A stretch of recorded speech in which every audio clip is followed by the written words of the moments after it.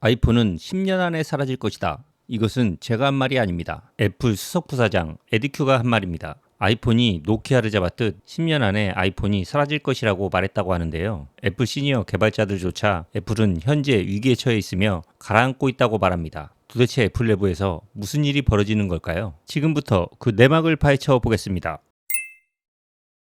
2007년 스티브 잡스가 아이폰을 세상에 내놓았을 때 사람들은 큰 충격을 받았습니다. 적어도 2000년대 최고의 발명인 건 확실한 것 같습니다. 아이폰뿐만 아니라 그 앱 생태계를 보고 엄청난 충격을 받았죠. 그로부터 18년이 지난 지금 애플의 시가총액은 3조 8천억 달러, 한국 GDP의 약 2배입니다. 2011년 스티브 잡스가 사망하고 팀 쿡이 애플을 통치하기 시작하자 애플은 얼마 안 돼서 세계 최고의 기업이 됩니다. 하지만 2025년 이 시점에서 여기저기서 말이 나오고 있습니다. 애플 매출의 52%는 아이폰 하나에서 나옵니다. 삼성은 갤럭시, 반도체, 가전, 디스플레이로 분산되어 있고 마이크로소프트는 클라우드, 오피스, 게이밍 등으로 역시 다각화되어 있죠. 애플은 한마디로 아이폰이 망하면 헤어나올 수가 없는 상황인데요. 만약 10년 후 아이폰이 지금처럼 팔리지 않는다면 애플은 과연 어떻게 될까요? 아마 망할 겁니다. 원래 애플 하면 디자인 그리고 혁신의 아이콘이었죠. 과거에는 정말 수많은 제품들로 세상을 놀라게 했습니다. 그때는 정말 비교 상대가 없었는데요. 하지만 최근 10년간 우리를 놀라게 한 게 뭐가 있었나요? 아이폰 디자인은 붕어빵 찍어내듯 똑같았고 애플워치도 특별하진 않았고 3,500달러짜리 실험작인 비전 프로, 아이팟 정도가 있었지만 혁신이라고 부르기에는 좀 아쉬웠죠. 혁신은 없는데 가격은 올랐고 2007년 1세대 아이폰이 약 70만 원인 거에 반해 2025년 아이폰 17 프로가 약 179만 원입니다. 물가 상승률을 감안하더라도 너무 많이 올랐죠. 애플의 핵심이었던 디자인은 좀 팔린다 싶으면 디자인을 사골국물 우려먹듯이 계속 우려먹다가 아이폰 17에 와서 디자인이 조금 바뀌긴 했는데 여기저기서 안 좋은 쪽으로 오히려 더 말이 많습니다. 이제는 애플 기존 사용자들도 뭔가 지친 느낌입니다. 워런 버핏이 24년부터 애플 주식을 팔기 시작해 절반 정도를 매각했다는 뉴스가 나오기 시작했고 더 충격적인 건 애플 내부의 증언입니다. 전직 애플 엔지니어들의 익명 인터뷰를 보면 예전에는 미친 아이디어를 환영했지만 지금은 승인받기 위한 회의만 6개월이 걸립니다. 팀 쿡은 훌륭한 CEO지만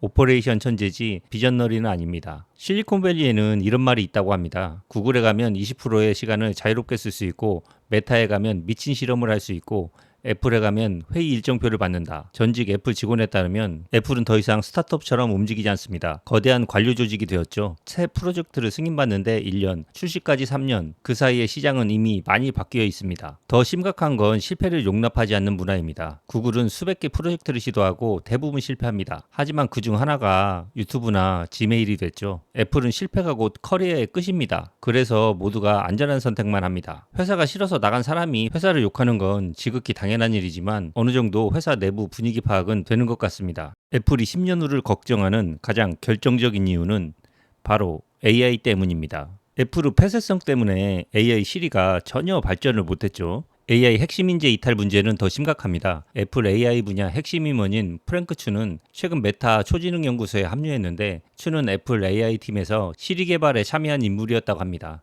추 이외에도 애플에서 최근 몇 주 사이에 AI 관련 인력 최소 12명이 회사를 떠났다고 합니다. 블룸버그는 인력 유출은 AI 분야에서 고전하는 애플에 큰 혼란을 가져왔다. 자체 기술 대신 타사 AI 모델을 시리에 적용하는 방안을 검토하게 되면서 애플 AI 모델 팀에 큰 충격을 주었고 인재 유출이 가속화됐다고 말합니다. 능력 있는 AI 개발자들은 애플의 폐쇄성 때문에 오픈소스를 사용할 수 없어서 당연히 도태될 수밖에 없었고 자신의 포트폴리오 때문에라도 애플에 있을 수가 없다고 합니다. 결국 타사 AI를 가져다 쓰는 것밖에는 방법이 없는데 이것도 한계가 있겠죠. 아이폰 17이 출시되자 애플에서는 완전 얇다, 속도가 열나 빠르다며 호객행위를 하고 있지만 전문가들은 아이폰 17에는 아직도 AI가 없다며 혹평을 하고 있습니다. 애플은 2024년 WWDC에서 애플 인텔리전스라는 AI를 장장 40분에 걸쳐 엄청나게 자랑을 해서 세상을 놀라게 합니다. 그런데 25년 WWDC에서는 AI 소개에서 그 말이 쏙 사라졌고 디자인 소개만 계속합니다.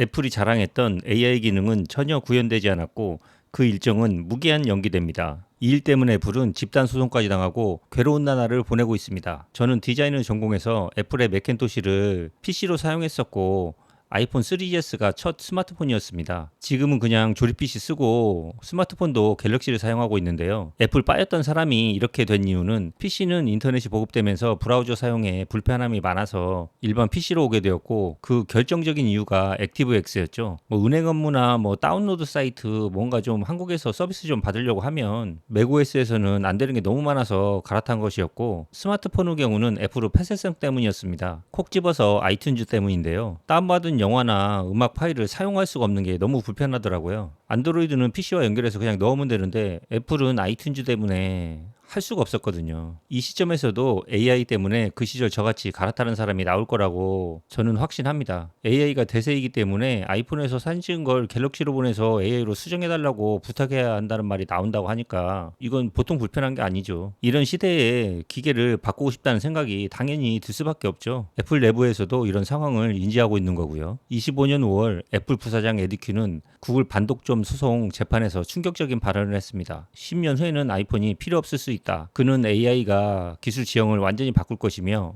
애플이 과거 아이팟을 없앤 것처럼 아이폰도 사라질 수 있다고 말했습니다. 애플 내부에서 이런 말이 나오고 있다는 것도 문제지만, 이 영상을 만드는 시점에서 다른 영상이나 기사를 벤치마킹했을 때 이렇게 말하는 전문가가 정말 많았습니다. AI도 문제지만 전 세계적으로 경기가 안 좋아지면서 애플의 고가 가격 정책도 소비자들 사이에서 불만을 사고 있는데요. 애플은 업계에서 가장 고가 정책을 유지하는 브랜드입니다. 아이폰 프로 모델은 매년 출시될 때마다 150만 원을 훌쩍 넘기고 맥북이나 아이패드도 비슷한 가격을 형성하죠. 특히 한국 시장에서는 가격대가 더 높게 책정됩니다. 256기가에서 512기가로 올리는데 30만 원 이상이 들고 램 업그레이드에도 수십만 원이 추가되죠. 실제 부품 원가와 비교하면 엄청난 마진을 남기는 구조입니다. 환경을 위해라는 명분으로 충전기를 빼놓고 팔면서도 제품 가격은 그대로 유지하거나 오히려 올랐다는 점에서 많은 소비자들이 반감을 가지고 있습니다. 애플 정품 수리는 악명 높기로 유명한데 화면이 깨지면 수십만 원, 배터리 교체도 최하 10만 원 이상이죠. 삼성의 2배 정도로 비싸고요. 서드파티 수리를 막는 정책도 불만이 많습니다. 올해 갤럽에서 나온 스마트폰 관련 조사에 따르면 25년 스마트폰 사용 브랜드 조사에서 삼성이 72%,